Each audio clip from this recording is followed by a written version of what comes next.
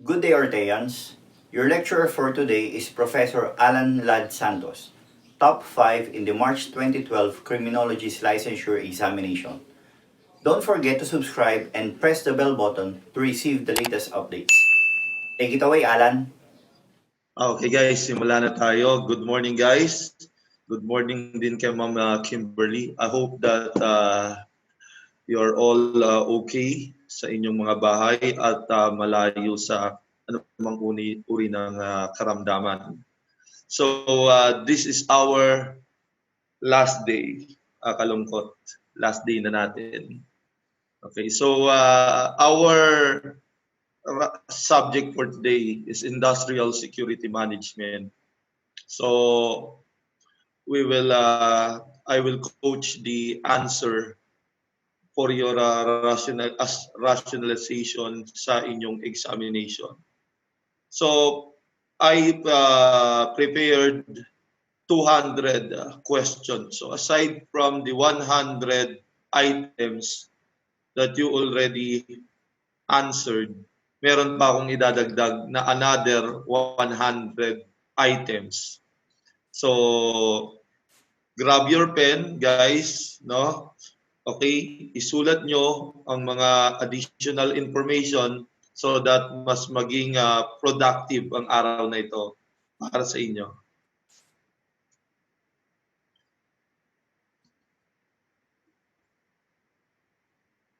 So good morning, Jodeline, Irene, Bernard, and Raven. Good morning.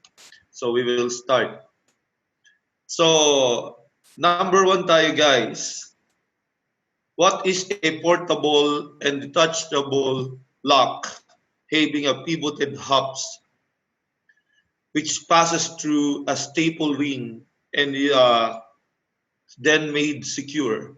So, guys, no, pag sinabi mong pin tumbler, okay, this is usually used sa automotive industry. Pag warded lock naman is meron siyang tinatawag na ward. And warded lock, guys, or ward lock, this is the type of lock that has a least resistance. So medyo mas madali itong mabuksan, okay, o masira. So the answer for number 1 is Charlie. Okay, magandang umaga rin sa iyo, Aldrin, Rose, and Rafi, and Dom. So let us now proceed to number 2. So what type of security lighting is focused to the intruder while the guard remains in the comparative darkness? So number 2, guys, what is your answer? Hindi ito emergency lighting. So yung pinakamalayong sagot dito is emergency lighting. Lighting. So kasi ang emergency lighting in case of electricity failure, saka lang siya magagamit, no? So it is not fresnel light because your keyword in fresnel light, it is a wide beam that extend the illumination of a horizontal strip. So you will choose between A and D. However, kapag A ang sagot nyo, mali din. Why? Because in controlled lighting, in controlled lighting, okay, it is focused on the pile of items, okay, rather than the background pile of items. So the answer is glare projection. Another information, guys, about controlled lighting is you can adjust, no, the beam of yung ganyang intensity of the light can be adjusted. That is why it's called controlled. So the answer in number 2 is delta. So you are correct, Marigold and Raven. So let us now proceed to number 3.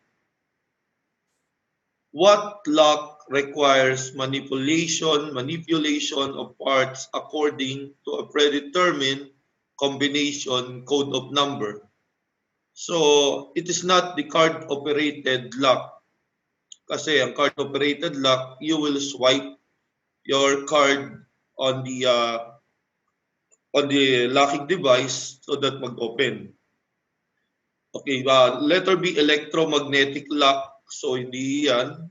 Usually, ginagamit ito sa mga door. Then, the answer is Charlie. Okay, very good, Rachel. Combination lock. So, number 4 tayo. So, marami ditong nagkamali. It is called as the management of keys in plant business organization to prevent unauthorized access to the key. So what is your answer in number 4? What is your answer? So Charlie is not the correct answer. So letter C is not the correct answer.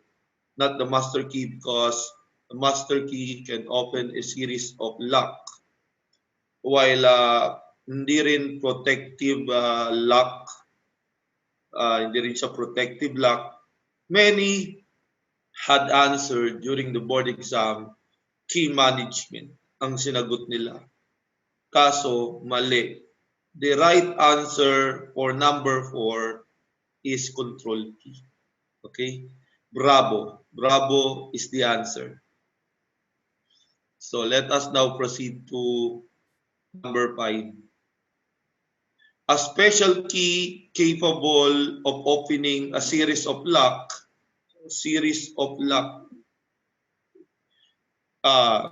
Key is capable of opening less number locks than a grandmaster key. Usually sa board exam guys, hindi nila inilalagay yung key is capable of opening number of locks than the grandmaster key. So ang inilalagay lang nila sa board, capable of opening a series of locks. So for that question, your keyword is series of lock. So hindi change key. Okay, dahil ang change key yung iyong susi ay para lang sa iisa. Ang iyong susi ay para lang sa iisa at hindi para sa iba. Okay. So, a key that can open a single lock. That is change key. So, hindi yun nasagot.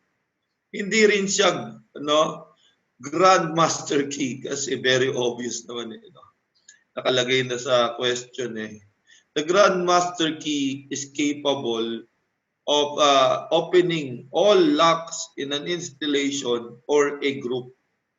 Okay, so while a submaster key is a key that can open a lock in a particular area, okay? So the answer is master key. Tama ka, Rose, Mark, and the Raven. So the answer is master key.